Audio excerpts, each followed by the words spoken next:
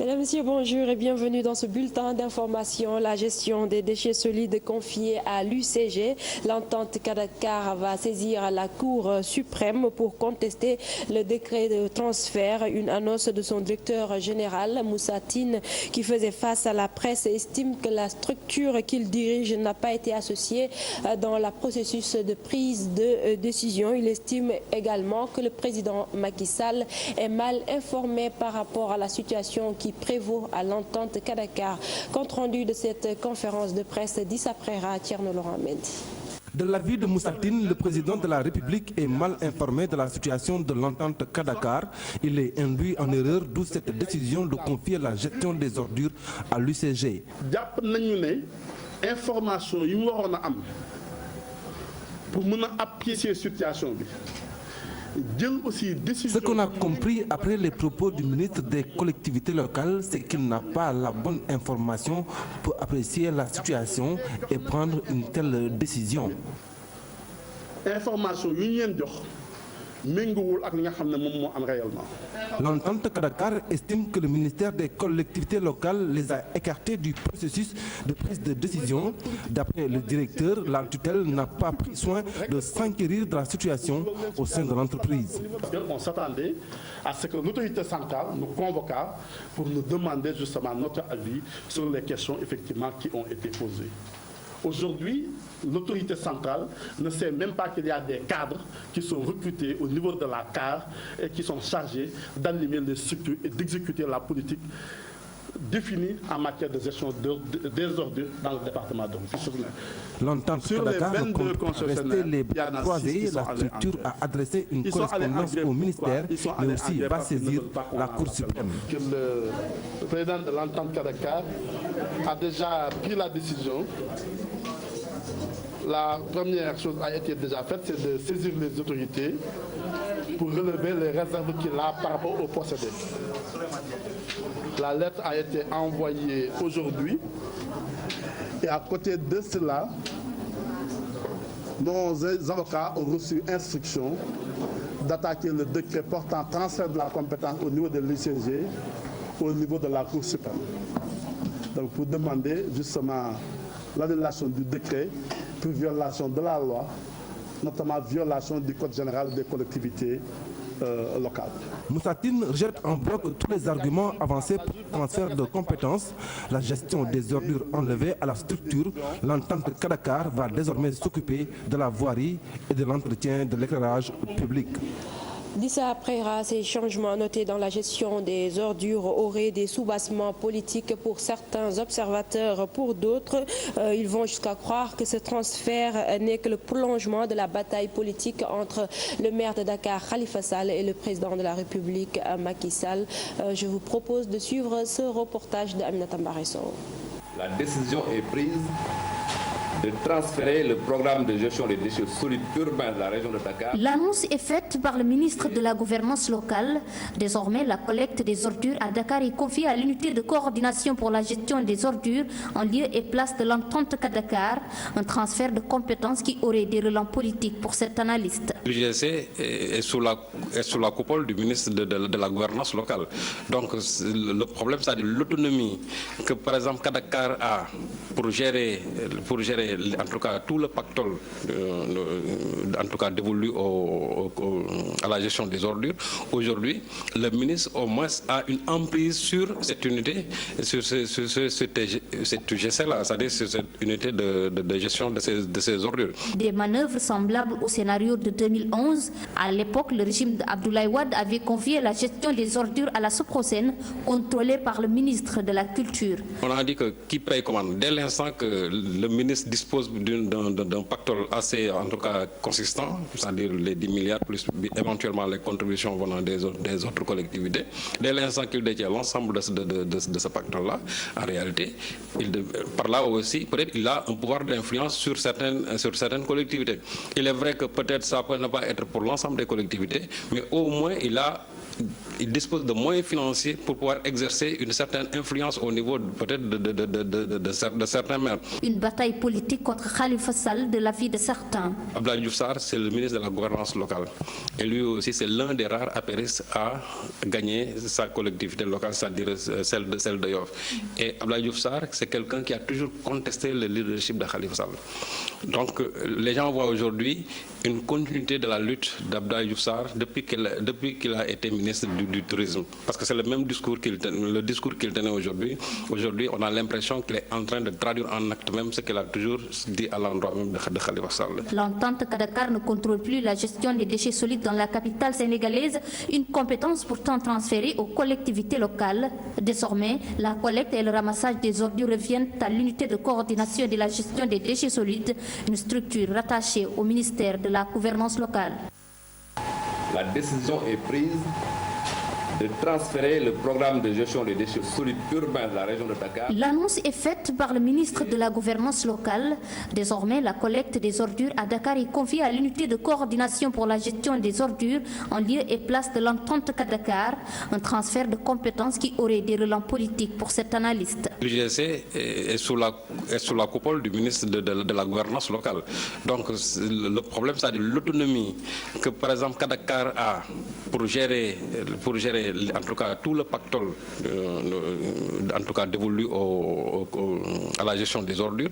Aujourd'hui, le ministre au moins a une emprise sur cette unité, sur cette UGC-là, c'est-à-dire sur cette unité de gestion de ces ordures. Des manœuvres semblables au scénario de 2011. À l'époque, le régime d'Abdoulaye Wade avait confié la gestion des ordures à la Soprocène, contrôlée par le ministre de la Culture. On a dit que qui paye commande. Dès l'instant que le ministre dispose d'un pactole assez, en tout cas, consistant, c'est-à-dire les 10 milliards plus éventuellement les contributions venant des autres collectivités, dès l'instant qu'il détient l'ensemble de ce pactole-là, en réalité, par là aussi, peut-être il a un pouvoir d'influence sur certaines collectivités.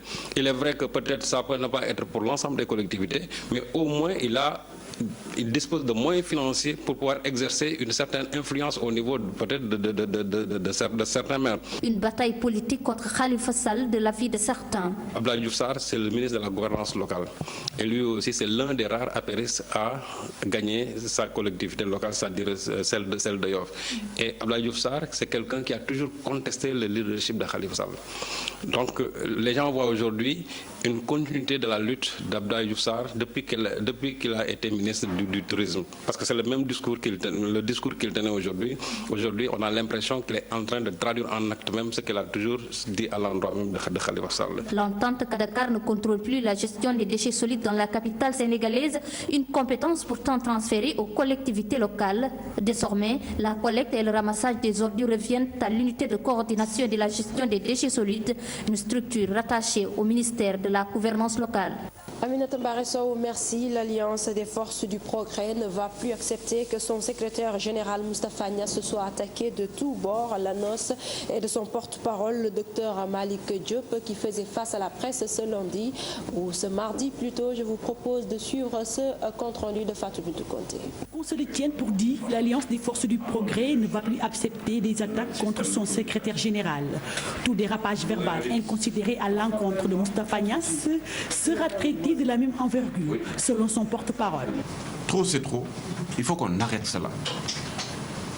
En spécifiant, bien entendu, les éléments d'alerte, les éléments de riposte qui seront mis en place. Si ceux qui s'égosillent aujourd'hui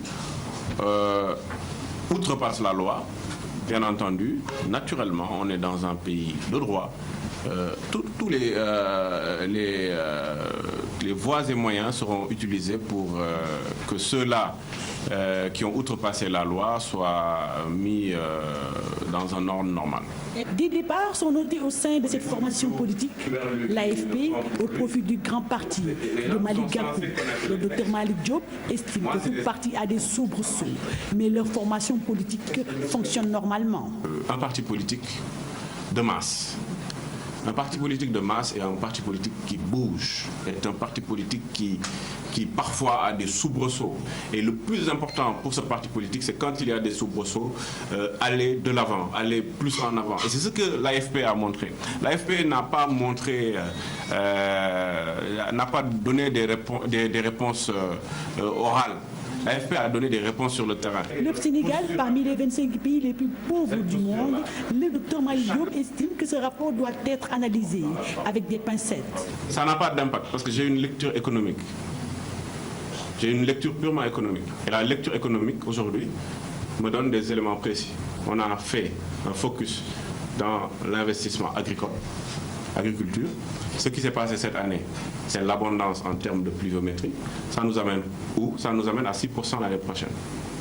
Face à la presse ce mardi, le porte-parole de l'AFP tenait à apporter des précisions sur les récents événements survenus à l'Assemblée nationale où son mentor reçoit depuis quelque temps des attaques verbales. Fatou Bintou Conté, inscrire tous les enfants de la commune de Ngogom dans les registres en 2017, c'est le pari de la mairie. Dans cette commune du département de Bambey, nombreux sont les enfants qui ne disposent pas d'acte de naissance. Accompagnés par certains partenaires, la mairie a tenu un forum de sensibilisation sur la question. C'est une correspondance de Mohamed Diop Talassam. En sorte que tous les enfants nés dans la commune de Ngogom soient inscrits dans les registres de naissance. C'est l'ambition du maire de Ngogom, Baboucar Ndiaye. Rien que l'année dernière, on a constaté que plus de 55 000 élèves n'ont pas pu faire l'entrée en 6e puisqu'ils n'avaient pas de pièce d'état civil. Donc nous sommes inspirés du moins de cette expérience vécue par tous les maires du Sénégal pour au moins se redresser, essayer au moins de donner à l'enfant son premier droit, c'est-à-dire le droit à l'enregistrement à l'état civil. Pour ce faire, en relation avec les partenaires, un forum a été organisé à Bambey-Serer. Objectif sensibiliser, puis rapprocher les centres d'état civil des populations. Avec notre partenaire World Justice Project, nous nous sommes dit qu'il faut venir faire des efforts à Ngogom et cela va tourner autour des sensibilisations, des renforcements de capacité, mais également de mise à disposition de matériel. Nous, avec nos partenaires, avec le budget que nous aurons, alors Inch'Allah, dès l'année prochaine, en 2016, nous allons alors délocaliser le centre d'état civil principal de Ngogom de Lambaye vers Ngogom, et tous les gens qui auront besoin alors d'état civil n'iront plus à Ngogom parce que c'est pour que alors l'état civil soit accessible aux populations. Ngogom, comme beaucoup de communes au Sénégal, rencontre beaucoup de difficultés dans l'enregistrement des enfants à la naissance. Les chefs de village, les imams et les responsables d'AEC seront impliqués dans ce combat pour l'inscription des enfants à la naissance. La gendarmerie poursuit son opération Sahal Jam à Mbour dans la nuit du 24 au 25 octobre. 1500 personnes ont été interpellées, une cinquantaine de véhicules immobilisés, une vaste opération de sécurisation qui a mobilisé plus de 750 gendarmes. C'est un reportage de Chertidiane John. La Légion centre-ouest de la gendarmerie a mené une vaste opération de contrôle routier dans la Petite Côte. Objectif, prévenir les accidents, réprimer les infractions au code de la route, mais également barrer la route aux malfrats. 1487 personnes ont été interpellées et contrôlées. Nous avons procédé à l'arrestation d'une dizaine de personnes, notamment pour des délits de vol principalement.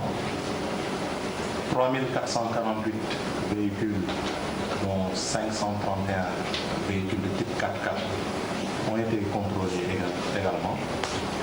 53 parmi eux ont été immobilisés pour différentes infractions, notamment l'absence de visite technique ou bien le port de vitres teintées non autorisées. À Somone, dans la nuit du 24 au 25, les hommes en bleu de la brigade ont saisi un véhicule avec à son bord 50 kg de chanvre indien. Mais la plus grosse saisie est celle de stupéfiants, donc notamment de chanvre indien, 50 kg de chanvre indien à bord d'un véhicule 405 en termes d'amende forfaitaire. Donc les compagnies ont totalisé en 3 jours 1 377 000 francs d'amende forfaitaire pour réprimer les différentes infractions constatées sur la route. Cette vaste opération coup de poing a mobilisé 750 gendarmes, 40 véhicules et motos ont été engagés. La Légion Centre-Ouest compte multiplier et diversifier les modes d'opération sur l'ensemble de son secteur pour prévenir et réprimer les actes délictueux constatés. Cheikh Tidiane Dione, merci. C'est la fin de ce bulletin. L'info revient à 8h en Wolof.